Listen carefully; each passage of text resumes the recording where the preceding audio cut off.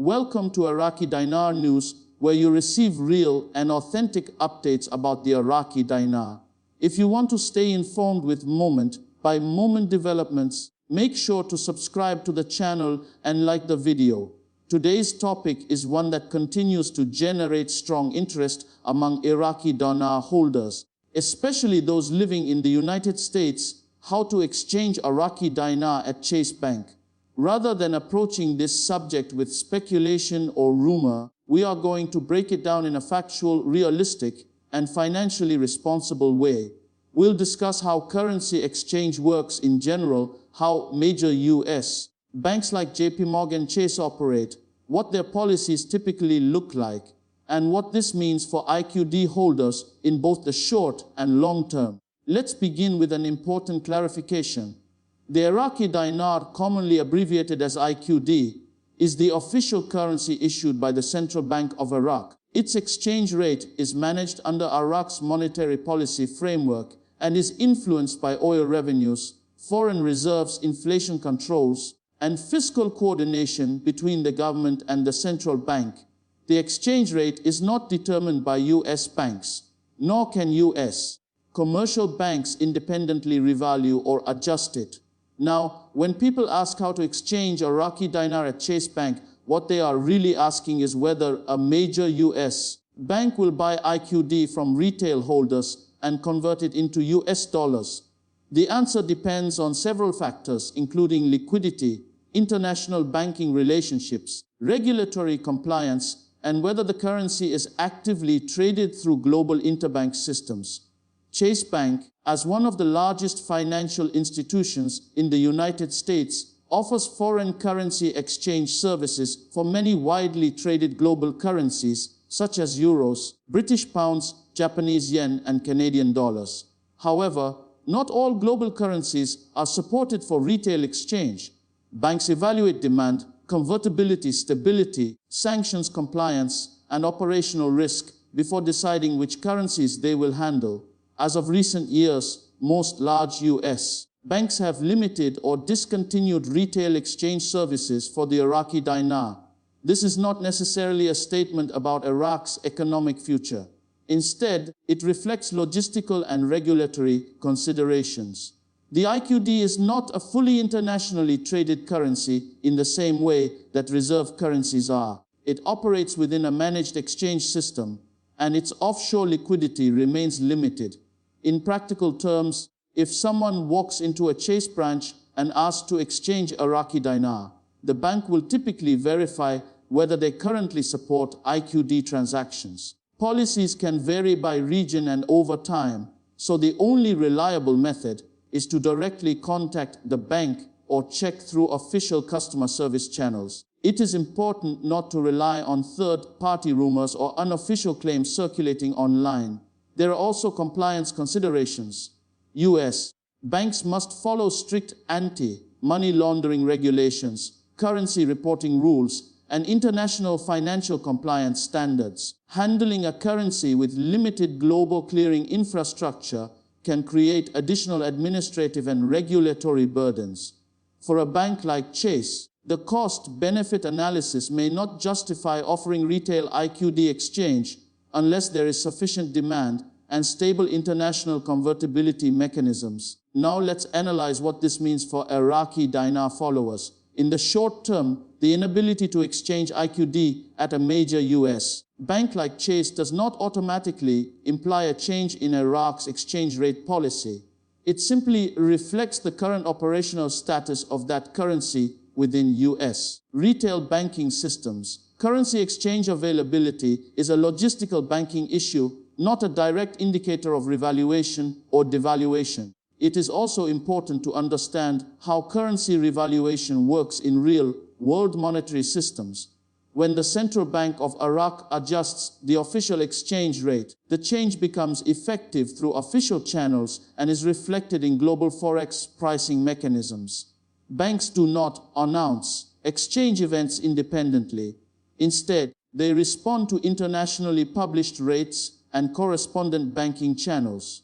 Historically, when Iraq adjusted its exchange rate, The change was implemented officially and became immediately reflected in authorized currency trading systems. Retail banks then adapt according to their internal policies and international clearing relationships.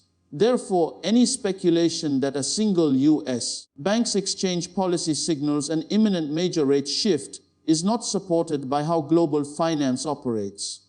In the medium term, Iraq's economic reforms play a much more important role in the dinar's stability than retail exchange access in foreign countries. Iraq's fiscal stability depends heavily on oil revenues, diversification efforts, public sector reform, and coordination between monetary and fiscal authorities. The Central Bank of Iraq maintains foreign reserves to stabilize the dinar and manage inflationary pressures. These structural fundamentals are what ultimately influence exchange rate policy. For long-term holders of IQD, the bigger picture involves Iraq's banking modernization, digital payment reforms, anti-corruption initiatives, and efforts to integrate more deeply into the international financial system. If Iraq continues strengthening compliance with global banking standards and enhances its cross-border settlement mechanisms, that could gradually improve the dinar's international liquidity profile. But this is a process measured in years, not days or weeks. It is also essential to address risk management. Currency markets are inherently volatile and influenced by geopolitical developments, commodity prices, inflation trends, and global capital flows. Holding a foreign currency carries risk. No currency is guaranteed to appreciate, and exchange rate movements can go in either direction depending on economic conditions. From a practical standpoint, individuals who hold Iraqi dinar and wish to exchange it should begin by contacting their financial institution directly and asking whether the currency is supported. If not, they should seek reputable, regulated foreign currency exchange providers and verify authenticity requirements.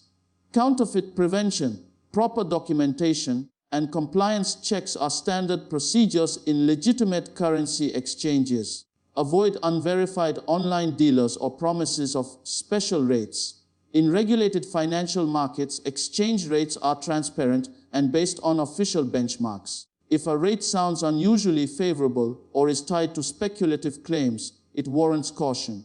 Responsible financial decisions require verification and documentation. Now let's examine the broader economic implications. Short term, the key driver of IQD's stability remains the Central Bank of Iraq's monetary management. If oil revenues remain steady and foreign reserves remain strong, the dinar is likely to maintain relative stability within its managed framework. Sudden dramatic moves are uncommon without official announcement and macroeconomic justification. Long-term, Iraq's diversification efforts beyond oil, investment in infrastructure, and improvement in public finance management will be far more influential than any individual bank's exchange policy abroad. International confidence in Iraq's financial system grows when transparency, regulatory reform, and institutional strength improve. For viewers who follow Iraqi dinar developments closely, the most important takeaway is this: bank exchange availability and exchange rate policy are two separate matters. One concerns retail banking operations in a specific country. The other concerns sovereign monetary policy. When evaluating dinar-related news, always ask whether the information relates to official statements from the Central Bank of Iraq or whether it is simply a logistical banking issue. Keeping those categories separate helps avoid confusion and prevents unrealistic expectations. Another factor to consider is global currency classification. The Iraqi dinar is considered a non-convertible or partially convertible currency under certain international frameworks. That classification affects how easily it is traded outside Iraq. Over time, as Iraq strengthens its financial infrastructure and regulatory alignment, broader convertibility could improve. But that transition requires sustained economic reform and institutional development. It's also important to mention that major U.S. banks regularly review their foreign currency offerings. If demand increases and infrastructure improves, policies can change. However, such changes are operational decisions, not signals of hidden financial events. Financial literacy is especially important in discussions involving emerging market currencies. Emotional decision-making and rumor-driven expectations can lead to poor outcomes. A disciplined approach involves monitoring official central bank communications, reviewing credible economic data, and understanding how international currency systems function.